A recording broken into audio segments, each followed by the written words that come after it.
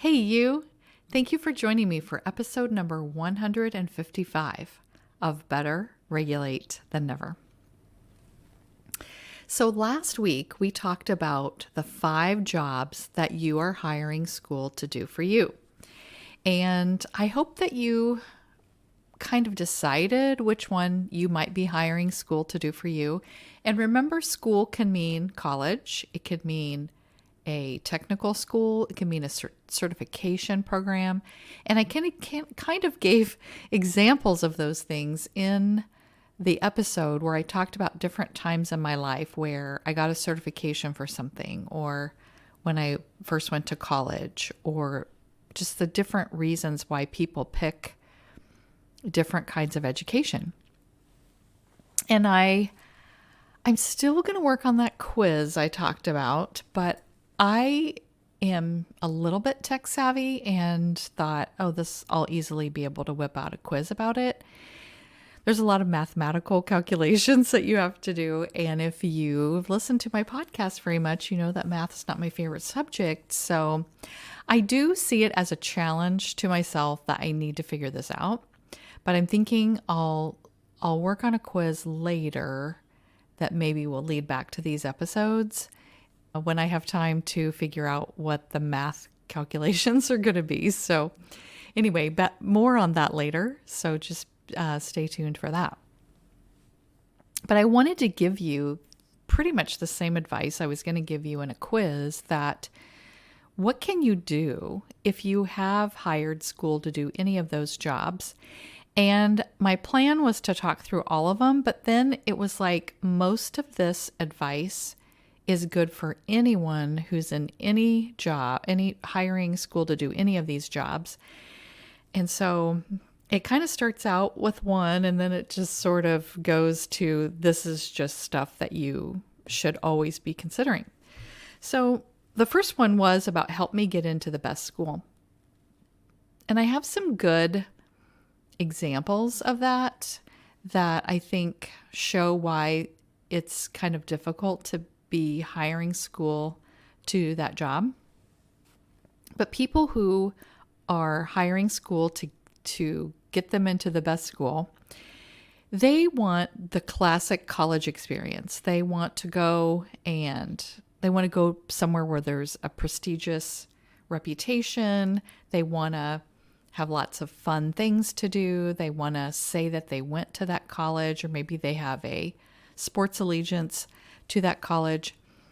But they've thought a lot about how to get into these schools, but they haven't thought a lot about what they're going to do when they are at school. And these kids have also had like a history of getting into things, like getting into National Honor Society, getting to be the captain of their team, being first chair in band, being the chess club president, being the Stuco president. They have spent a lot of their growing up time getting into things and seeing those things as kind of like status symbols of, this is just the next thing. And so getting into a prestigious school is just another one of those things on the list. But again, they haven't always thought about what do they want to do when they get there. Or maybe they've thought of, I want to run around and meet people and party with my friends, but that's not a very good reason to be in school, because that's not going to continue to excite you about school. And there's nothing wrong with wanting to get into amazing things and getting first chair and being the president of things. That's all amazing. But I see too many students who that's so much of their lives that they're not enjoying anything else about what school could be for them in high school or in college. I had a student who, since freshman year, his parents sat down with me. They were like, let's look at his resume all the time. Let's make sure that he is perfect. And he was number 1 ranked in his class. And in the high school that I worked at, that was amazing because there was a lot of high achieving kids and there was a lot of kids. So if you're number 1, you definitely are truly ranked higher than most. And so he was number one all the time. And he he was involved in some things, but he was just very dedicated, studious, studying all the time, whatever. He was just doing all the things. And then I don't know what happened that fall semester of his senior year. I don't know if he got a B, or maybe he didn't take as many weighted classes as he had before. Anyway, whatever happened, he became number 2 in the class for the last spring semester. And he just totally fell apart. He pretty much gave up on doing anything that was good. And I kept telling him that being number 2 was still amazing. I would say if you were ranked in the top 50, you are going to go places and be amazing. But he had so much writing, so much self-worth writing on being number 1, that when he was number 2, he really just couldn't handle his life being number 2. And some of that came from pressure from his parents. They very much wanted him to also be number 1, and they were probably being mad at him at home because he wasn't number 1. And I see that as just being too stressful. That's putting too much effort into something that isn't a life or death situation. And I think sometimes people are acting like that. Some of those Facebook pages that I was on this summer, parents were acting like if their kids didn't get into certain schools, that their lives were ruined. And that is so not true. And I think if you are hiring school to get into your best school, and you are so worried and your self-worth is so wrapped up in whether you get into that school, you just really need to step back and think, is this really the major thing that I'm making it out to be? Because if you do well in any school, even if it's a tech school, even if it's a community college, and you want to be successful in your life, you will. You can make success out of anything. So just the name of the school and, trying to get into these highly selective schools is not, it's not going to get you, that in itself is not going to get you what you want. One of the main things that this book said about all of the different jobs that you could hire school to do is that the best way to make sure that you're hiring it for the right reasons is to know yourself.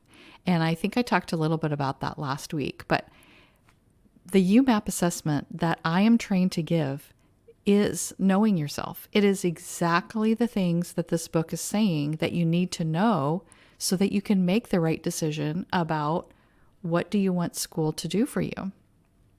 It tests your strengths, your values, your skills, your preferred skills, and your burnout skills, and your interests. And then you can decide, well, what is it exactly that I want school to do for me? Because you have a plan of, I want this certification. I want this major to get into this school or to get into this job.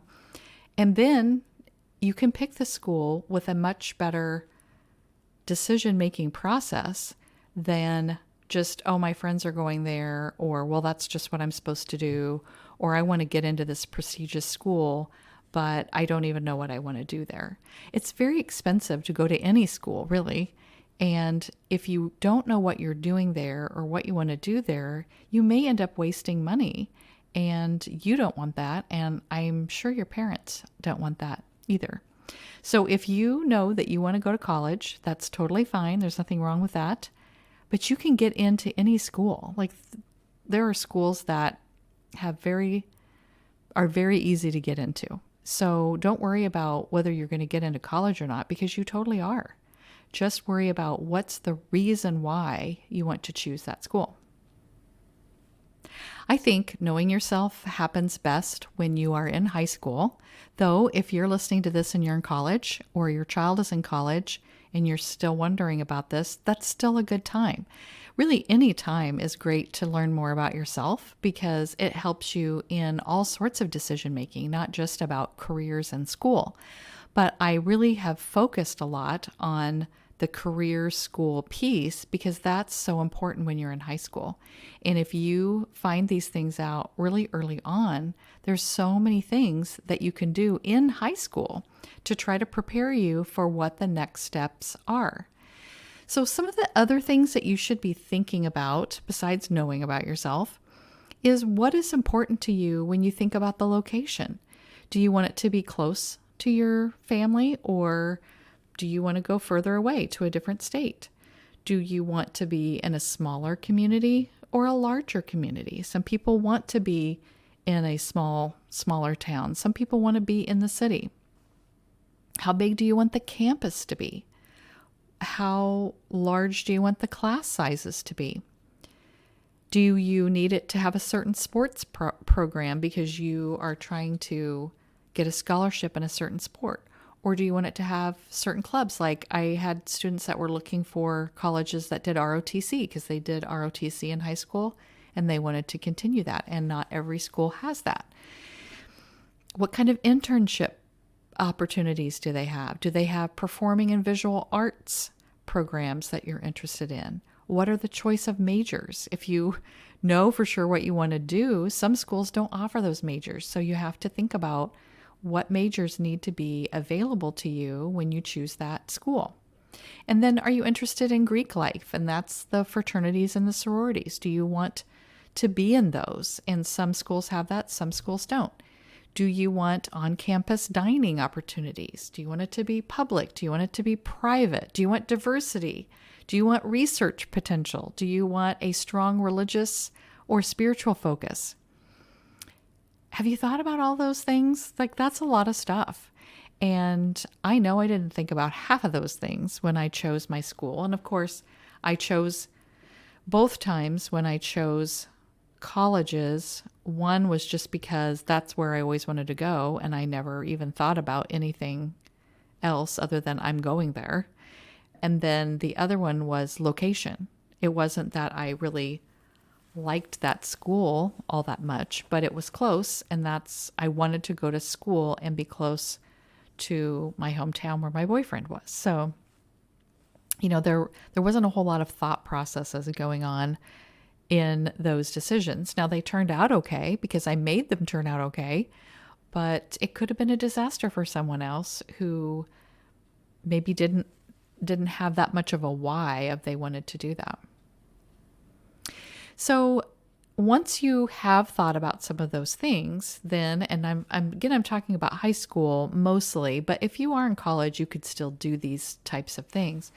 But then once you kind of have a list of, these 4 or 5 colleges have the things that are on all my lists of everything that I want in a college and has my programs and things that I want to do, then you really start imagining and thinking about what it's going to be like to go there and visiting them. Because I had students that would tell me, I'm for sure going to this school. And then they would go visit that school and they didn't like the town, or they didn't like how the drive to get there. That was one, in Kansas, if you go anywhere in like western Kansas towards Colorado, it's like, a lot of open space and a lot of flat ground. And like if you had to drive 4 hours out there every so often when you came home or went back to school, some people were like, that's boring. I don't like that drive, or I don't want to, it's just too far away from things. And so sometimes you don't know that because you've never been there before. So it's really important to visit them. And then when you do go visit, find some time to have a private conversation with people who work there. Because you can have like a group campus visit where they just show you sort of general things. And, one person takes a group of people around, and you can ask questions during those times, which is totally fine. But you can also ask for a private tour or a private time with someone after your tour to talk about like the really important things that you want to make sure it has certain things. And it's very appropriate for parents to be involved in that process because they can ask questions that maybe you're not thinking about, and they can help you make the best decision. But you do have to remember that when you're choosing a school, it can't be because anyone else, even your parents, want you to do it, it's because you want to do it. And not because someone expects you to go there, or not because your friends are going there, but because I just saw my screen freeze, but because it's something that you want to do. And hopefully you're able to talk to your parents about this. But if they are completely set on something and you're not, you're going to have to find a way to be able to talk to them about why you don't want to do what it is or go to the place where they're wanting you to go. There's also apps and websites called College Finder and College Match where you can put in all sorts of information and it will show you different schools that fit for your criteria. And that's really important to do too. Maybe you'll hear about or find out about a college you've never thought about or heard about before. And so it kind of opens your mind to all the possibilities. And don't put schools on your list that you really don't want to go to. Don't waste your time on all that. That's like a lot of busy extra work, and it's not going to be helpful for you. Even if you got in there, what are you going to do? You're going to go there and you don't want to go there? It doesn't make sense. So also make sure you're going to put energy into what are you going to do at that school? What are you going to study? What kinds of activities do you want to get involved in? I think some students get into the school that they want to, but then they get there and they're frozen because they don't know what the next step is now that they're in there.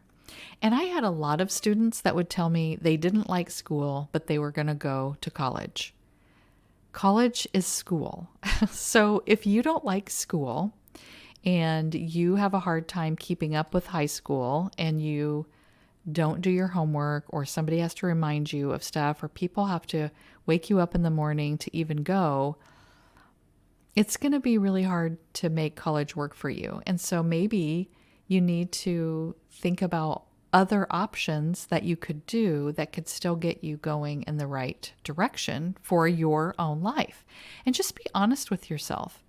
Don't answer these questions the way you wish you were or the way your parents wish you were, but how you really are, so you know that you can make the best decision about which school. And of course, you're not going to know you're not going to be for sure about any decision. No one ever is. But you can have a pretty intentional, planned idea of what you're wanting to do, and it could change some, and you may need to have adults help you navigate some things. But for the most part, you need to be able to make this decision on your own, and you need to have some independent adult skills in a lot of areas in order, especially if you're going to go live at that school, for it to be as successful as you want it to be. And maybe you decide that school's not for you right now, and that's okay too. I have so many people adults tell me, that they wish that they would have taken a break because they didn't make the right decision about what school or what program to be in. I hear that from a lot of people. And I luckily did make the right decision about the programs that I chose to do, but I see these adults who just chose something just because they wanted to go to college. Oh, well, just pick business, or oh, well, just pick education. And later that isn't even what they wanted to do, but they just felt like they couldn't stop and think about it and then go. And it's really important that during that, if you do decide to take a gap year, which a gap year is a time, usually about a year. I mean, I guess it could be 2, but you wouldn't want it to be more than 2, but it's a gap between high school and whatever you decide to do next that helps you to develop yourself and find out more about yourself. It's not so that you can stay at home and play video games. It's not so you can go get a piddly job and hang out with your friends all night. It is about finding a job, and it could be about finding a job that is similar to something that you're wanting to study when you do go to school. or, even deciding if I go to school, I might want to do this. So getting jobs in that area. Now, obviously you can't, if you're thinking about teaching and you can't go get a teaching job to find out if you like it before you have the degree, but you could be a paraprofessional and you could go and work with kids at whatever level that you are interested in, because all you need is a high school diploma to do that. And then if you really like it, then you can be like, oh, now I know that this is what I want to do. And then when you make the decision about college, it totally makes sense. Or I have heard of students that get an internship or an apprenticeship to do something that they're kind of interested in, like let's just say graphic design. And they aren't sure if that's what they want to study, so they go get an apprenticeship as learning some graphic design, working for a company. And they're amazing at it. They have like this special talent. And that particular business that's hired them, maybe, they don't care if you have a certification, and that person does so well that they just move up in that business and keep doing it, and they never go on to school. So it's totally fine. It's a way for you to explore and decide and try different things to see what feels good and what really excites you about the next thing that you're going to do. So sometimes people see a gap year as just, oh, well, I'm not going to go to school for a year and I'm going to save up my money. And you can do that. But even if you're doing that, you need to be expanding yourself out and seeing new things that you've never done before. Put yourself in situations that you've never had before, because all of that knowledge is going to help you when you finally go off into the college setting, if that's what you decide to do. And also, you could join clubs and groups around your community with like-minded people that of the same types of things that you like. So I have a client who just started ninth grade, and we finished the YouMap, and all along he's told me that he wants to do animation, and his dream job is to work for Pixar or Disney. And so during the YouMap sessions where we were going through all of his strengths and values, skills, and interests, we looked up the job description of somebody who was I think it was maybe like storyboard animator at Pixar. And we just went to the site, we looked at the job, we, clicked in as though we were going to apply for it, because it tells you what they want, what kind of skills they want that kind of person to have. And there was a list of different kinds of software that they wanted the person to know how to use.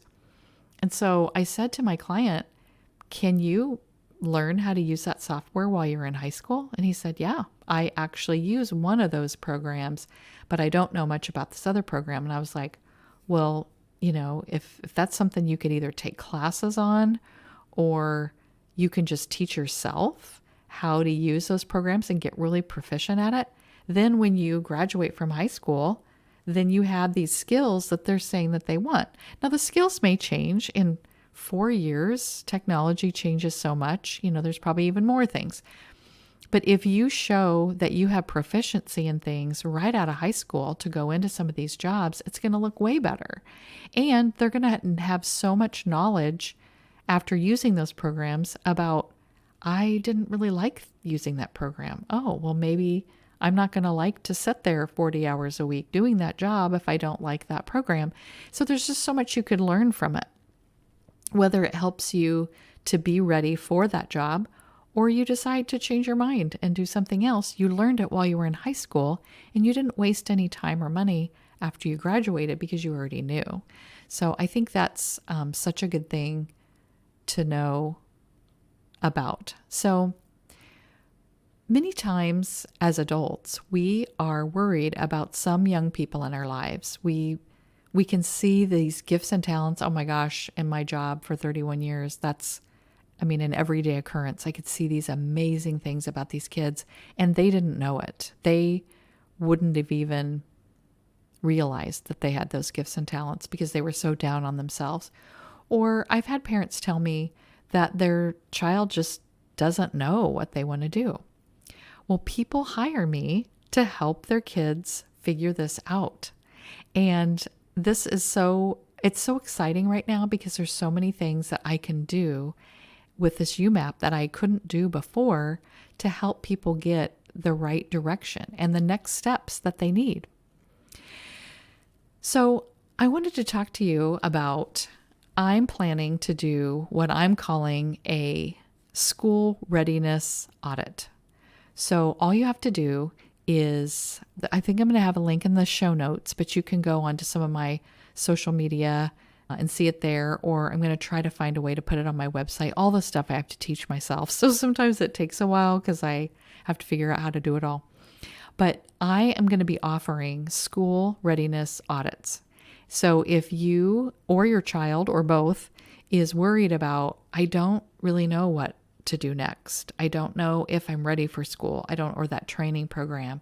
And then what do I do if I'm not? Or I am totally ready. What do I do next? Any of the next steps.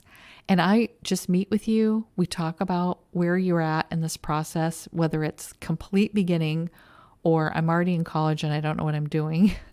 All of that is good. We come up together with what's the next steps, and then you just go on and do those next steps. So I'm so excited. This idea just came to me when I was creating this episode, and I was like, oh my gosh, I could help people with the next steps of what they should do, whether they're not in college yet or they're already there.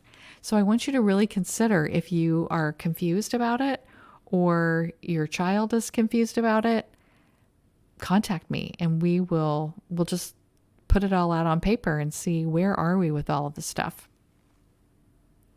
So many people are worried about what's the right decision.